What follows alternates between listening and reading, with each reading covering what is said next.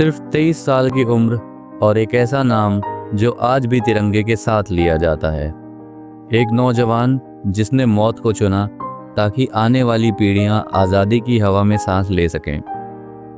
क्या भगत सिंह सिर्फ बम और बंदूक का नाम था, या एक सोच, एक दर्शन जो आज भी हमारे समाज के सवालों का जवाब है?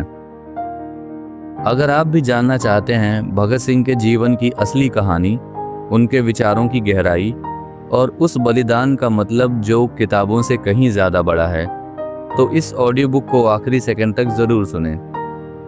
नमस्कार दोस्तों, आप सुन रहे हैं भगत सिंह, एक जीवनी, विचार और विरासत की आवाज़, केवल रीडर्स चॉइस पर।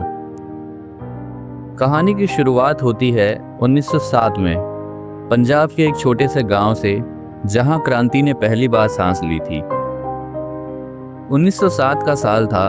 पंजाब के लॉयलपुर जिले के एक छोटे से गांव बंगा में 28 सितंबर को एक बच्चे ने जन्म लिया, जिसका नाम रखा गया भगत सिंह।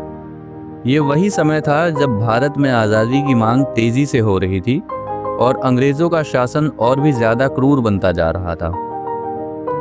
भगत सिंह का जन्म एक ऐसे परिवार में हुआ था जहां देशभक्ति खून में बहती थी। उनके पिता सरदार किशन सिंह एक राष्ट्रवादी किसान थे और उनके चाचा अजीत सिंह खुद ब्रिटिश सरकार की आंखों में चुभते थे। अजीत सिंह ने पगड़ी संभाल जट्टा आंदोलन चलाया था, जो किसानों के अधिकारों की आवाज था। जब भगत पैदा हुए उस समय उनके पिता और चाचा दोनों ही जेल में थे। शायद यही कारण था कि भगत सिंह की परवरिश में देशभक्ति एक संस्कार बन गई। भगत सिंह का बचपन पंजाब की खुली जमीनों में खेलते हुए बीता, लेकिन उनके खेलने में भी एक उद्देश्य था। गांव में जब बच्चे एक साथ खेलते तो अक्सर अंग्रेजों को भगाने का नाटक करते। वह खुद नेता बनते और बाकी बच्चों को फौज बनाकर अंग्रेजों के पुतले जलवाते। उनकी मां विद्यावती कौर उन्हें संस्कार देती थी और उनके पिता ने उन्हें किताबों से दोस्ती करना सिखाया। पढ़ाई में भगत सिंह काफी तेज थे। जब उन्होंने स्कूल जाना शुरू किया तो जल्द ही उन्हें इतिहास, राजनीति और साहित्य में गहरी रुचि होने लगी। लेकिन एक घटना ने उनकी सोच और आत्मा को पूरी तरह बदल डाला। साल था 1919। भगत सिंह तब सिर्फ 12 साल के थे। 13 अप्रैल बैसाखी का दिन अमृतसर के जलियांवाला बाग में हजारों लोग शांतिपूर्वक एक सभा कर रहे थे। तभी ब्रिटिश जनरल डायर अपनी सेना के साथ वहां आया और बिना किसी चेतावनी के गोली चलवा दी। सैकड़ों लोग मारे गए, जिनमें बच्चे और महिलाएं भी शामिल थीं। ये खबर जैसे ही गांव में फैली, पूरा पंजाब कांप उठा। भगत सिंह, जो सिर्फ एक स्कूली छात्र थे, अमृतसर पहुंच गए और बाग की मिट्टी को एक बोतल में भरकर लाए। उन्होंने कहा, ये शहीदों की मिट्टी है, इसे मैं अपने पास रखूंगा ताकि मैं कभी भूल ना सकूं कि हमें किस कीमत पर आज़ादी चाहिए। यह घटना उनके जीवन की दिशा तय कर चुकी थी। उन्होंने किताबें पढ़नी शुरू की, भगवद गीता, राम प्रसाद बिस्मिल की जीवनी और गुरु गोविंद सिंह जी के शौर्य की कहानियां। बहुत कम उम्र में वे देश के इतिहास और भारत पर हो रहे अन्याय को समझने लगे। 1920 में जब महात्मा गांधी ने असहयोग आंदोलन शुरू किया, तब भगत सिंह सिर्फ 13 साल के थे। उन्होंने अपने स्कूल की अंग्रेजी किताबें और सरकारी प्रमाण पत्र जला दिए, क्योंकि गांधी जी ने अंग्रेजी संस्थानों का बहिष्कार करने को कहा था। हालांकि उनके माता पिता चाहते थे कि वे पढ़ाई पूरी करें, लेकिन भगत सिंह का मन अब क्रांति की ओर मुड़ चुका था। इस दौरान उन्होंने नेशनल कॉलेज लाहौर में दाखिला लिया, जहां वे क्रांतिकारियों से जुड़े और सार्वजनिक भाषण देना सीखा। कॉलेज में उन्हें राजगुरु, सुखदेव और बाद में चंद्रशेखर आजाद जैसे युवाओं से संपर्क हुआ। लेकिन उस वक्त भगत अभी सिर्फ एक किशोर थे, जिनके अंदर देश के लिए कुछ कर गुजरने का आग धधक रही थी। भगत सिंह ने खुद को किताबों के जरिए तैयार करना शुरू किया।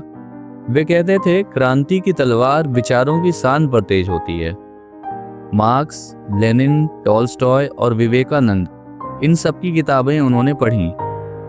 ये किताबें उनके लिए एक गुप्त ट्रेनिंग स्कूल थी। उन्होंने अंग्रेजी, उर्दू, पंजाबी और हिंदी में लेख लिखे और छात्रों को प्रेरित किया। उन्हें यह बात पूरी तरह समझ आ गई थी कि केवल हिंसा से नहीं बल्कि विचारों और जन जागरूकता से भी क्रांति लाई जा सकती है।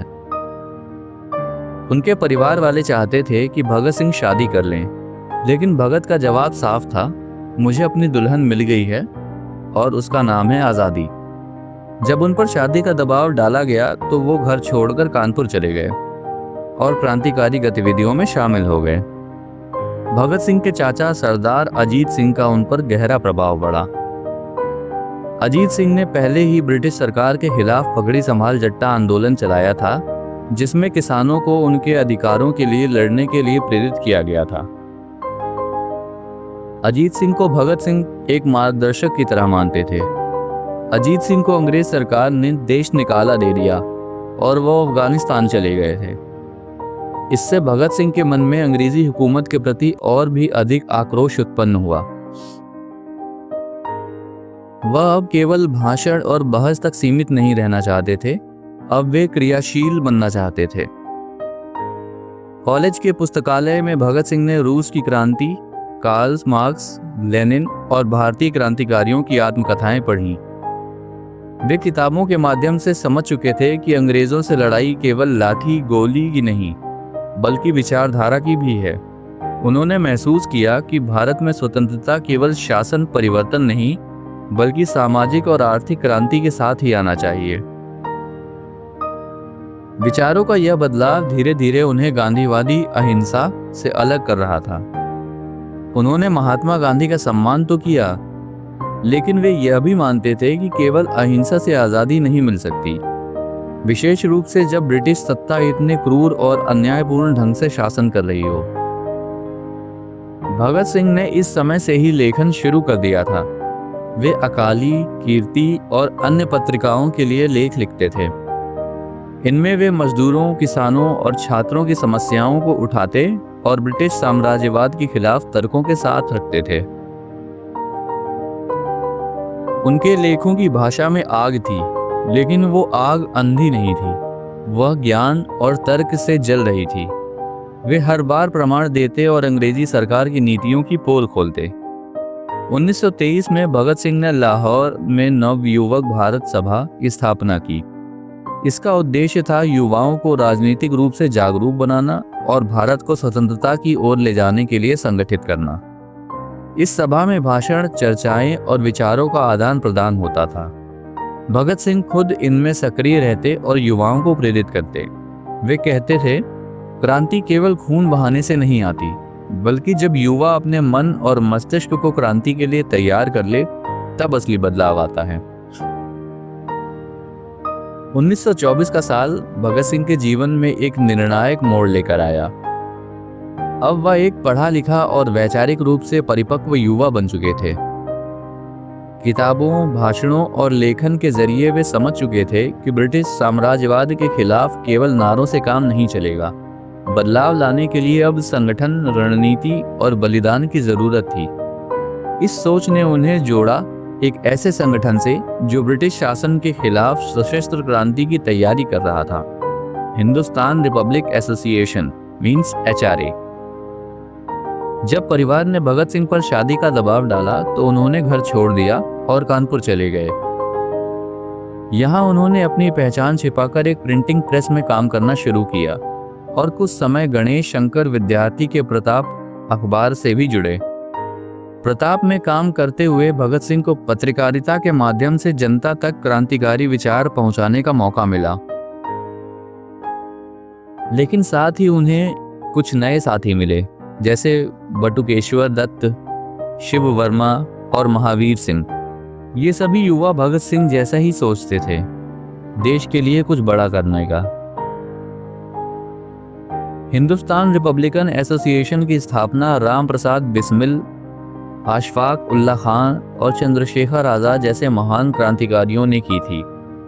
HRA का उद्देश्य था ब्रिटिश सरकार को उखाड़ फेंकना और भारत को एक समाजवादी गणराज्य बनाना। जब भगत सिंह इस संगठन से जुड़े तब HRA एक संगठित गुप्त क्रांतिकारी दल बन चुका था। भगत सिंह की बुद्धिमत्ता, लेखन कौशल और प्रतिबद्धता ने संगठन में उन्हें जल्द ही एक अहम स्थान दिलाया। 1925 में काकोरी कांड के बाद कई आचार्य नेता गिरफ्तार हुए। इसके बाद संगठन को फिर से संगठित किया गया और उसका नाम बदलकर रखा गया Hindustan socialist Republican association HSRA। इस बदलाव के पीछे एक स्पष्ट विचार था। स्वतंत्रता केवल राजनीतिक नहीं, आर्थिक और सामाजिक क्रांति के माध्यम से ही पूर्ण हो सकती है। भगत सिंह ने इस परिवर्तन में सक्रिय भूमिका निभाई और संगठन को समाजवादी मूल्यों की ओर ले गए। उनकी सोच साफ थी। क्रांति का अर्थ केवल शस्त्र उठाना नहीं, बल्कि उस सोच को खत्म करना जो शोषण को जन्म देती है। HSRA की कार्यशैली में केवल गुप्त योजनाएं नहीं थीं, बल्कि जनता को जागरूक करने के लिए पत्र पत्रिकाएं, पर्चे और पुस्तकें छापी जाती थीं। भगत सिंह ने कई घोषणा पत्र और लेख लिखे, जिनमें ब्रिटिश शासन की आलोचना और स्वतंत्र भारत की परिकल्पना प्रस्तुत की गई थी। उन्होंने कीर्ति, अकाली, मतवाला जैसी पत्रिकाओं में लेखन लिखा। उनकी लेखनी में क्रांतिकारी भावना के साथ साथ तर्क, इतिहास और दर्शन का सुंदर समन्वय था। इसी दौरान भगत सिंह की पहली बार मुलाकात हुई चंद्रशेखर आजाद से। यह मुलाकात किसी आम दोस्ती की शुरुआत नहीं थी। ये दो महान विचारों का मिलन था। जहां आजाद एक सैन्य रणनीतिकार थे, वहीं भगत सिंह एक वैचारिक नेता। इन दोनों की जोड़ी ने HSRA को नया आयाम दिया। उन्होंने युवाओं को संगठित किया, शस्त्र प्रशिक्षण की व्यवस्था की और ब्रिटिश अधिकारियों पर योजनाबद्ध हमलों की रणनीति बनाई। 1926 तक भगत सिंह का संपर्क लाला लाजपत राय से भी हुआ। लाला जी का व्यक्तित्व और भाषण भगत सिंह को बेहद प्रेरित करते थे। जब लाला जी ने साइमन कमीशन का विरोध किया, तब भगत सिंह ने उनका साथ देने को मन बना लिया। उन्हें यह स्पष्ट लगने लगा था कि ब्रिटिश सत्ता केवल याचिकाओं से नहीं, बल्कि सशक्त विरोध से ही झुकाई जा सकती है। HSRA के भीतर भगत सिंह ने कई युवाओं का विचार में प्रशिक्षण किया। वे कहते थे, अगर किसी युवा को बंदूक दी जाए तो पहले उसे बताया जाना चाहिए कि यह गोली क्यों चलाएगा। वे वैचारिक प्रशिक्षण को उतने ही जरूरी मानते थे जितना हथियारों की ट्रेनिंग को। उन्होंने संगठन के अंदर पढ़ने, लिखने और सोचने विचारने की परंपरा शुरू की। 1928 की शुरुआत में अंग्रेज सरकार ने भारत के संवैधानिक सुधारों की समीक्षा के लिए साइमन कमीशन भेजा। इस कमीशन में कोई भी भारतीय सदस्य नहीं था। यह बात पूरे देश के लिए अपमानजनक थी। भारत के हर कोने से विरोध की आवाजें उठने लगी। लाहौर में लाला लाजपत राय के नेतृत्व में जबरदस्त विरोध प्रदर्शन की योजना बनी। भगत सिंह और उनके साथी पहले से ही राजनीतिक रूप से सक्रिय थे, लेकिन अब यह आंदोलन उनके दिल की आवाज बन चुका था। 30 अक्टूबर 1928 का दिन था। लाहौर की सड़कों पर हजारों लोग एकजुट होकर साइमन कमीशन के खिलाफ नारेबाजी कर रहे थे। Simon go back. इस प्रदर्शन के नेतृत्व कर रहे थे लाला लाजपत राय, जिन्हें पंजाब केसरी कहा जाता था। भगत सिंह और उनके साथी भी वहीं मौजूद थे। किसी अनहोनी की आहट सुनते हुए तभी पुलिस अधीक्षक जेम्स ए स्कॉट के आदेश पर पुलिस ने निर्दोष प्रदर्शनकारियों पर लाठीचार्ज कर दिया। लाला लाजपत राय को बुरी तरह मारा गया। लाठियों की बौछार उनके सिर और छाती पर पड़ी।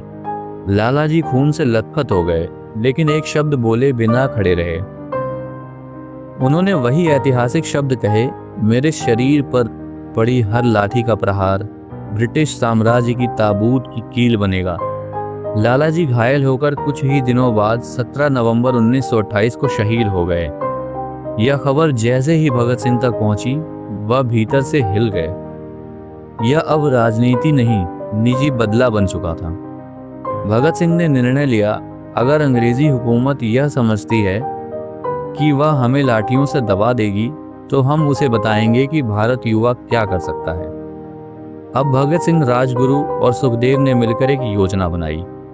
पुलिस सुपरिटेंडेंट स्कॉट को गोली मारकर लाला जी की हत्या का बदला लेना।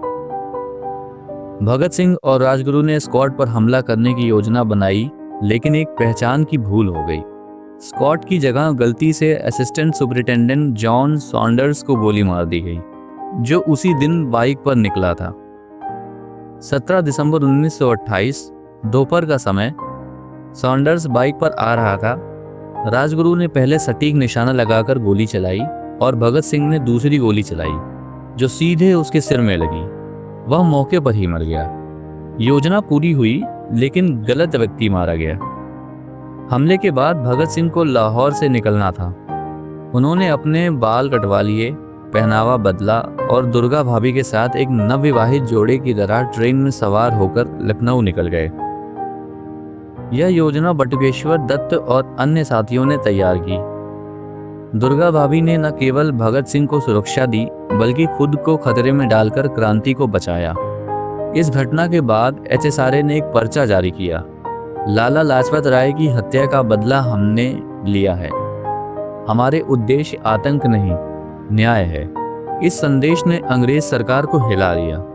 पहली बार उन्हें यह महसूस हुआ कि भारतीय युवा अब केवल नारेबाजी नहीं करते, वे योजनाबद्ध और बहादुरी से जवाब देना जानते हैं।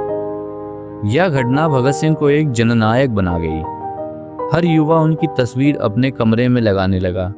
वे अब केवल एक संगठन के सदस्य नहीं, बल्कि देश की क्रांति का प्रतीक बन चुके थे। HSRA में उनका स्थान और मजबूत हो गया। वे अब नेतृत्व कर रहे थे, रणनीतिक, वैचारिक, दिशा और जनसंपर्क तीनों स्तर पर। लाहौर की सड़कों पर एक साफ आवाज में चली गोली ने ब्रिटिश हुकूमत को हिला दिया। जिस पुलिस अधिकारी की पहचान स्कॉट के रूप में की गई थी, उसकी जगह गलती से SSP जॉन सॉन्डर्स मारा गया।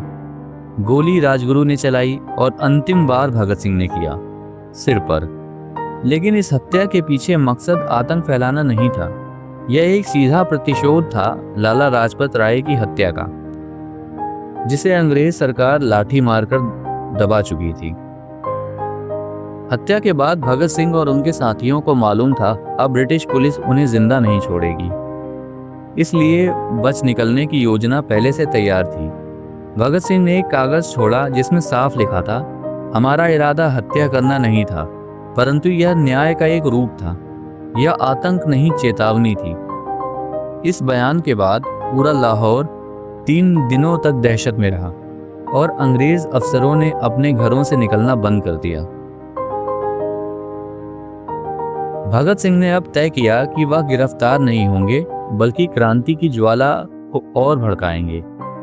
इसके लिए उन्होंने अपने बाल कटवा दिए, दाढ़ी मूंछ साफ कर दी, पहनावा पूरी तरह बदल दिया, वेस्टर्न सूट, हैट और टाई पहनना शुरू किया।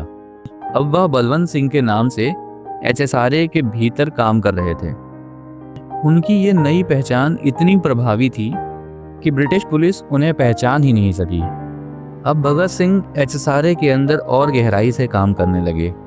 वे युवाओं को प्रशिक्षित करते, प्रचार पत्रक लिखते, ब्रिटिश हुकूमत की असलियत उजागर करने वाली किताबों और पर्चे छापते, देश भर में युवा नेटवर्क तैयार कर रहे थे। उन्होंने कीर्ति और अकाली जैसे अखबारों में लगातार लेख भेजे। उनका मकसद अब लोगों को सिर्फ क्रोधित करना नहीं, बल्कि सोचने और समझने पर मजबूर करना था। सॉन्डर्स की हत्या के बाद पुलिस ने भगत सिंह की तस्वीरें पूरे शहर में चिपकवा दी। हर रेलवे स्टेशन, कॉलेज और पुस्तकालय में उनकी तलाश शुरू कर दी गई। HSRA से जुड़े युवाओं को गिरफ्तार किया जाने लगा, लेकिन भगत सिंह और उनके साथी हर बार नई पहचान और योजना के साथ आगे बढ़ते रहे। उन्हें छिपने की आदत नहीं थी, बल्कि योजना बनाने की आदत थी। इस अंडरग्राउंड जीवन के दौरान भगत सिंह ने खूब अध्ययन किया। उन्होंने लेनिन, ट्रॉट्स्की और मार्क्स को पढ़ा। रूसी क्रांति, फ्रांसीसी क्रांति और भारतीय स्वतंत्रता संग्राम की तुलनात्मक अध्ययन किया। उन्हें समझ आया कि क्रांति केवल सत्ता बदलने का नाम नहीं, बल्कि सोच बदलने की प्रक्रिया है। इसी दौर में उन्होंने एक बयान में कहा था, मैं नास्तिक हूं क्योंकि मैं जानता हूं कि इंसान को अपनी ही प्रयासों से मुक्ति मिलेगी। सॉन्डर्स की हत्या के बाद भगत सिंह और बटुकेश्वर दत्त ने तय किया कि अब देश को क्रांति का एक प्रतीकात्मक झटका दिया जाए। इसलिए उन्होंने तय किया कि दिल्ली की सेंट्रल असेंबली में बम फेंका जाएगा, लेकिन किसी को मारा नहीं जाएगा, बस ध्वनि और विचार को हवा दी जाएगी। यह एक साहसी कदम था, जानबूझकर गिरफ्तारी देना और फिर एक मंच पर क्रांति की बात करना। सॉन्डर्स की हत्या के बाद भगत सिंह जानते थे कि जनता को केवल बदले से नहीं, विचारों से जोड़ना जरूरी है। अब क्रांति को देश के कोने कोने में पहुंचाने के लिए एक ऐसा साहसिक कार्य किया जाना था जो अखबारों में छपे, बहसों में आए और ब्रिटिश सत्ता को जड़ों तक हिला दे। लक्ष्य तय हुआ, सेंट्रल लेजिस्लेटिव असेंबली, दिल्ली में बम फेंका जाएगा, लेकिन किसी को मारा नहीं जाएगा। इसका उद्देश्य केवल था ध्वनि से विचारों को जगाना। भगत सिंह और बटुकेश्वर दत्त ने सेंट्रल लेजिस्लेटिव असेंबली में बम फेंकने की योजना तैयार की। उनकी योजना में शामिल थे बम बनाना, लेकिन एक ऐसा जो केवल ध्वनि और धुआं करे, पर्चे छापना जिसमें क्रांतिकारी विचार लिखे गए हों, गिरफ्तारी देना ताकि अदालत को विचार मंच बनाया जा सके। उन्होंने बम बनाने में भगवती चरण वोहरा और शिव वर्मा की मदद ली।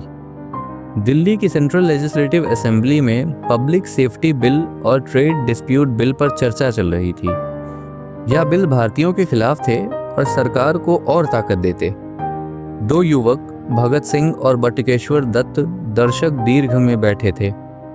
दोपहर के समय जैसे ही बिल पास होने का संकेत हुआ, भगत सिंह ने इनकलाब जिंदाबाद का नारा लगाया और बम फेंका। बम विस्फोट हुआ, तेज आवाज, धुआं, अफरा तफरी, लेकिन किसी की जान नहीं गई। तुरंत ही दोनों युवाओं ने पर्चे फेंके और फिर खुद को गिरफ्तार करवा दिया। भगत सिंह का उद्देश्य जेल से भागना नहीं था। उनकी असली योजना थी अदालत को मंच बनाना जहां वे पूरे देश को सुनाएं कि क्रांति क्या है। गिरफ्तारी के बाद जब उनसे पूछताछ की गई तो उन्होंने स्पष्ट कहा, हम जानबूझकर गिरफ्तार हुए हैं ताकि देश को बता सकें कि असली आज़ादी कैसी होनी चाहिए।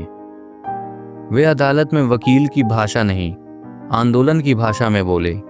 उनके हर बयान को अखबारों ने छापा और युवा पीढ़ी पर उनका असर गहराता चला गया। भगत सिंह को जब लाहौर जेल में भेजा गया तब उन्होंने देखा कि भारतीय कैदियों के साथ जानवरों जैसा व्यवहार किया जा रहा है। इस पर उन्होंने भोजन की गुणवत्ता सुधारने की मांग की, राजनीतिक कैदी का दर्जा मांगा, पढ़ाई, अखबार, पुस्तक और पत्रों तक पहुंच की मांग की। जब ये मांगें नहीं मानी गईं तो उन्होंने और उनके साथियों ने लगभग 116 दिन तक का भूख हड़ताल की। यह इतिहास की सबसे लंबी राजनीतिक भूख हड़ताल में से एक बनी। जेल में रहते हुए भगत सिंह ने कई लेख लिखे, जैसे मैं नास्तिक क्यों हूँ, क्रांति क्या है, युवाओं का कर्तव्य क्या है। इन लेखों में वे समाजवाद, धार्मिक कट्टरता, जातिवाद और औपनिवेशिक शासन पर खुलकर लिखते थे। वह कहते थे, क्रांति से हमारा अभिप्राय अंततः अन्याय के समस्त स्रोतों का विनाश है। देश भर के युवा भगत सिंह की बहादुरी और विचारधारा से प्रभावित हुए। कॉलेजों में उनके पोस्टर लगे, सभाओं में उनके नारे लगे, लेकिन दूसरी ओर ब्रिटिश सरकार अब उन्हें एक खतरनाक दुश्मन मानने लगी थी। उन्होंने भगत सिंह को सॉन्डर्स की हत्या का केस में फंसाने की पूरी तैयारी कर ली थी। अब अगला मुकदमा लाहौर में चलने वाला था, जहां दांव पर था उनका जीवन। जब उनसे पूछा गया कि वे मरने से डरते नहीं, तो उन्होंने जवाब दिया, हमारे जीवन का उद्देश्य केवल जीना नहीं, जीकर एक उदाहरण छोड़ जाना है। वह चाहते थे कि उनकी शहादत केवल एक व्यक्ति की मृत्यु ना हो, बल्कि एक ऐसा विचार बन जाए जो पीढ़ियों को जगाए। 8 अप्रैल 1929 को दिल्ली असेंबली में बम फेंकने के बाद भगत सिंह और बटुकेश्वर दत्त को गिरफ्तार किया गया था, लेकिन ब्रिटिश सरकार का असली निशाना कुछ और था। उन्हें सॉन्डर्स हत्याकांड का आरोपी घोषित कर दिया गया। अब भगत सिंह, राजगुरु, सुखदेव और एचएसआरए के कई साथियों पर लाहौर षड्यंत्र केस दर्ज हुआ। यह कोई सामान्य मुकदमा नहीं था, यह एक राजनीतिक विचार और दमनकारी सत्ता के बीच टकराव का मंच बनने वाला था। लाहौर की जेल में रहते हुए भगत सिंह ने स्पष्ट कर दिया था कि मैं न्याय की अदालत में हूँ, ब्रिटिश सत्ता की अदालत में नहीं। जब उन्हें अदालत में पेश किया गया, उन्होंने ब्रिटिश कानून को खुली चुनौती दी। वे जज से कॉमरेड कहकर संबोधित करते और कोर्ट को साम्राज्यवाद की मशीन कहकर। उन्होंने कहा, यह अदालत हमें सजा नहीं दे रही, यह खुद अपने अंत को लिख रही है। इस मुकदमे में कुल 300 से अधिक गवाह बुलाए गए। एचएसआरए के कई सदस्यों को जेल में बंद करके शारीरिक और मानसिक प्रताड़ना दी गई ताकि वे भगत सिंह के खिलाफ बयान दे दें। मुकदमे की कार्यवाही तेज करने के लिए विशेष ट्रिब्यूनल बनाया। बचाव पक्ष के वकीलों को कई बार रोकने की कोशिश की। भगत सिंह को कोर्ट में हथकड़ी और हथियारों के साथ पेश किया गया। फिर भी भगत सिंह और उनके साथियों ने हार नहीं मानी। उन्होंने कोर्ट को अपने विचारों का मंच बना दिया। जेल में भगत सिंह ने अपने क्रांतिकारी जीवन के साथ साथ बौद्धिक दृष्टि से खुद को तैयार किया। वे पढ़ते थे मार्क्स और एंगेल्स, लेनिन और रूसी क्रांति की पुस्तकें, भारतीय दर्शन, जाति प्रथा और धर्म की आलोचना। उन्होंने मैं नास्तिक क्यों हूँ नामक प्रसिद्ध लेख जेल में ही लिखा। वह कहते थे, भगवान से डराकर किसी समाज को स्वतंत्र नहीं किया जा सकता। सोच की आज़ादी ही असली क्रांति है। 7 अक्टूबर 1930 को तीनों क्रांतिकारियों भगत सिंह, राजगुरु और सुखदेव को फांसी की सज़ा सुनाई गई। अदालत ने कहा, यह फैसला न्याय की रक्षा के लिए है, लेकिन देश जानता था कि यह फैसला ब्रिटिश सत्ता की रक्षा के लिए है। पूरे देश में गम, गुस्सा और आंदोलन की लहर दौड़ गई। 1931 की शुरुआत में गांधी-इरविन समझौता हुआ। इसमें कुछ राजनीतिक कैदियों को रिहा करने की बात हुई, जिससे देश में उम्मीद जगी कि भगत सिंह की सज़ा माफ़ हो सकती है।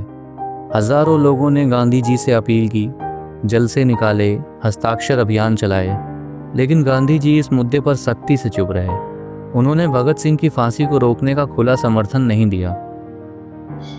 23 मार्च 1931 शाम का समय, लाहौर सेंट्रल जेल में भगत सिंह, राजगुरु और सुखदेव को फांसी देने की तैयारी समय से पहले कर दी गई ताकि जनता इकट्ठी ना हो सके। तीनों ने अंतिम समय में नारे लगाए, इनकलाब जिंदाबाद। बहरों को सुनाने के लिए आवाज़ जोरदार होनी चाहिए। भगत सिंह ने अंतिम समय में लेनिन की जीवनी पढ़ी और मुस्कुराते हुए फांसी के फंदे पर चढ़ गए। तीनों को फांसी देने के बाद छुपकर सतलुज नदी के किनारे उनका अंतिम संस्कार कर दिया गया। जब यह खबर बाहर आई तो पूरा देश रो पड़ा, लेकिन वह शोक कमजोरी नहीं, ऊर्जा में बदल गया। लाखों युवाओं ने क्रांतिकारी संगठनों से जुड़ना शुरू किया। भगत सिंह अब सिर्फ नाम नहीं, एक आइडिया बन चुके थे। उनकी तस्वीरें हर दीवार पर, उनके नारे हर गली में गूंजने लगे। जब लोग भगत सिंह के नाम सुनते थे तो ज्यादातर उन्हें एक बम फेंकने वाले क्रांतिकारी के रूप में जानते थे, लेकिन असल में उनकी सबसे बड़ी ताकत उनकी कलम थी। भगत सिंह कहते थे, क्रांति की तलवार विचारों की शान पर तेज होती है।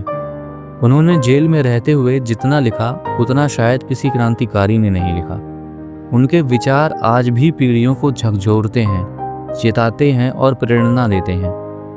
1929 में जब भगत सिंह दिल्ली में गिरफ्तार हुए और फिर लाहौर भेजे गए तो जेल उनके लिए कोई यातना गृह नहीं बल्कि विचारों की प्रयोगशाला बन गया। वह दिन रात पढ़ते थे, इतिहास, दर्शन, राजनीति और समाजशास्त्र, और पढ़ने के साथ साथ वे लिखते भी रहे अपने मन की बात, अपने विचार और अपने सवाल। मैं नास्तिक क्यों हूँ एक ऐतिहासिक लेख। यह लेख भगत सिंह का सबसे प्रसिद्ध और सबसे विवादित लेख बना।